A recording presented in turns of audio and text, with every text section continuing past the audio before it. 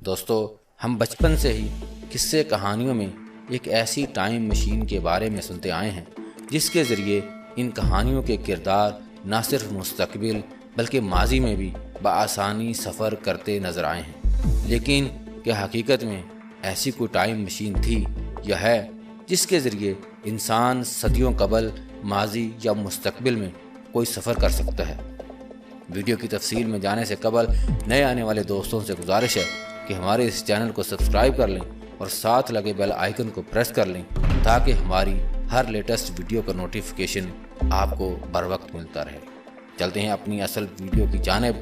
دوستو، time machine کو حقیقت کا روپ دینے میں ایڈولف ہٹلر اور مشہور سائنسدان البرٹ آئنسٹائن کا کردار بتایا جاتا ہے، جو انہوں نے دوسری جنگ عظیم میں دشمن اتحادی فوجوں کو شکست دینے اور انہیں مستقبل یا ماضی میں بھیجنے کے لیے تجربے کے طور پر ایجاد کی۔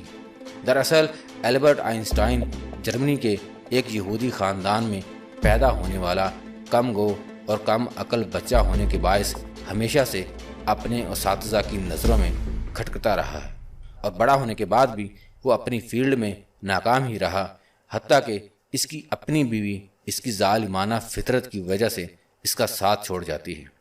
لیکن دوستو، سوال یہ پیدا ہوتا ہے کہ ایک تعلیم بیزار بچہ تاریخ کا اتنا بڑا سائنسدان کیسے بن جاتا ہے؟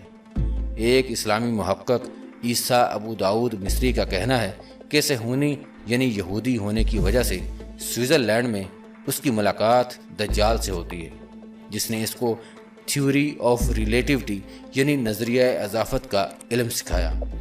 1905 اس سائنسدان کی کامیابیوں کا سال بتایا جاتا ہے، جس نے سائنس کو ایک نئی شکل دینے میں بنیادی کردار ادا کیا۔ دنیا کی تباہی کے لیے ایٹم بم کا نظریہ بھی اسی سائنسدان کا پیش کردہ ہے۔ دوسری جنگ عظیم میں بطور ماہر اسلحہ دی جانے والی شیطانی خدمات کا صحرا بھی اسی شیطان کے سر جاتا ہے۔ اس کے علاوہ ایڈولف ہٹلر کی بات کریں۔ ایڈولف ہٹلر آسٹریا میں پیدا ہوا اور البرٹ آئنسٹائن کی طرح اپنی فیلڈ یعنی فائن آرٹس میں ناکام ہونے کے بعد جرمنی چلا جاتا ہے، جہاں بطور فوجی کام کرتے ہوئے سوشلسٹ نازی پارٹی کا چیئرمین بن جاتا ہے۔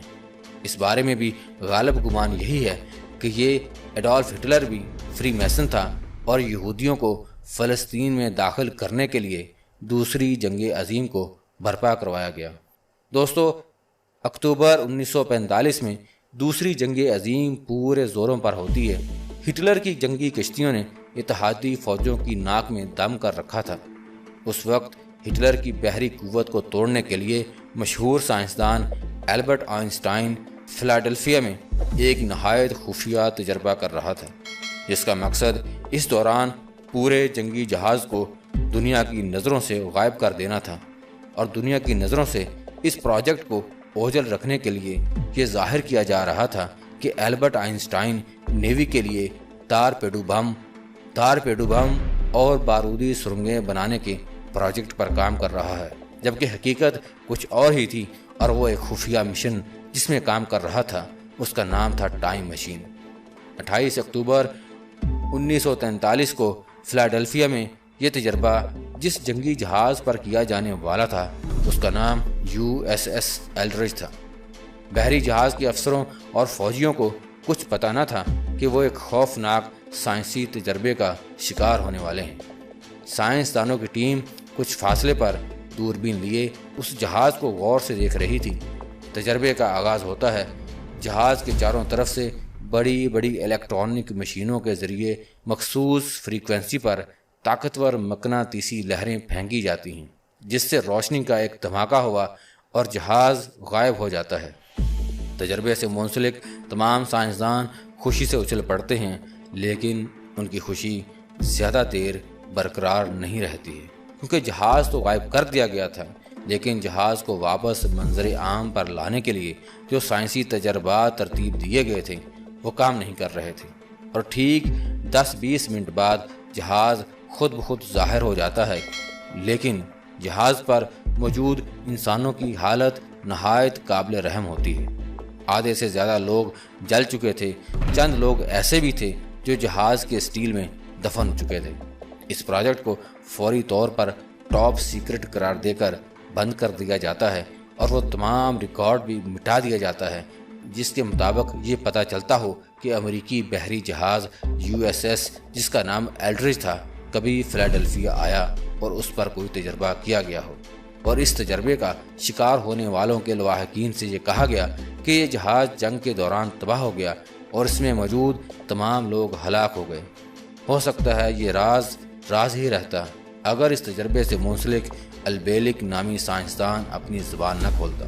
اس کا کہنا تھا کہ ہمارا مقصد صرف جہاز کو غائب کرنا نہیں تھا، بلکہ البرٹ آئنسٹائن طاقتور مقناطیسی لہروں کے ذریعے ٹائم اینڈ سپیس میں زبردست بگاڑ پیدا کر کے ورما ہولڈر ٹائم مشین بنانے کا تجربہ کر رہا تھا۔ اس تجربے کا دوسرا گواہ کارلوس تھا جو کہ اسی جہاز پر ملازم تھا۔ دوستو، اسی طرح کی ایک اور مشین جس کا نام ڈائی گلوب بتایا جاتا ہے، ہٹلر کے خفیہ سائنسدان بھی کسی بہت بڑی ٹنل میں دن رات اس مشین پر کام کر رہے تھے، اور ان کا مقصد ڈائی گلوب کے ذریعے 100 ملین واٹ بجلی کا ایسا مقناطیسی جبل پیدا کرنا تھا جو ٹائم اینڈ سپیس میں مطلوبہ گڑبڑ یعنی ورم ہول پیدا کر سکے۔ لیکن ابھی یہ مشین تکمیلی مراحل میں تھی کہ اتحادی فوجوں نے جرمنی کا محاصرہ کر لیا۔ ہٹلر کو شکست ہوئی اور جس مقام پر ڈائی گلوب مشین کو بنایا جا رہا تھا اس مقام کو تلاش کر لیا جاتا ہے، لیکن وہ مشین یعنی ڈائی گلوب وہاں سے غائب تھی، اور وہاں ٹوٹی ہوئی مشینوں اور سائنسدانوں کی گلی سڑی لاشوں کے سوا کچھ نہیں ملا۔ مگر اس واقعہ کے 20 سال بعد دسمبر 1965 میں امریکی ریاست پینسلوینیا میں آسمان سے آگ میں لپٹی ایک مشین ایک ویران علاقے میں گرتی ہے اور اس میں سے ایک لاش نکلتی ہے۔ گاؤں کے مطابق اس مشین کا حلیہ نہ صرف ڈائی گلوب سے ملتا تھا بلکہ وہ لاش بھی ہٹلر سے ملتی تھی۔ بہرحال اس لاش اور مشین کو CIA والے اپنے ساتھ لے جاتے ہیں اور اس فعل کو منظر عام پر نہ آنے دیا گیا۔ سائنسدانوں کے مطابق وہ مشین ڈائی گلوب ہی تھی اور ہٹلر نے اس کے ذریعے 20 سال بعد مستقبل میں دوبارہ آنے کی کوشش کی۔ وہ آ تو کیا لیکن ورم ہول میں موجود برقی لہروں نے اسے جلا کر خاکستر کر دیا۔ بہرحال ہٹلر کے فرار کو اڑن تشتریوں کی کارستانی یا اس کی خودکشی بتایا جاتا ہے، لیکن سوال یہ پیدا ہوتا ہے کہ اس کی لاش گئی کہاں؟ تو دوستو، یہی وہ تجربہ تھا جس میں ہٹلر کو عبرت کا نشان بنا دیا گیا۔ دعا ہے کہ اللہ ہم سب کا خاتمہ ایمان پر کرے۔ ویڈیو پسند آنے کی صورت میں اسے زیادہ سے زیادہ لائک کر کے ہماری حوصلہ افزائی کریں اور ویڈیو کو فیس بک اور واٹس ایپ پر اپنے دوستوں کے ساتھ ضرور شیئر کریں۔ نئی ویڈیو میں ایک نئی ریسرچ کے ساتھ دوبارہ ملاقات ہوگی۔ اپنا بہت سارا خیال رکھیے گا۔ اللہ حافظ۔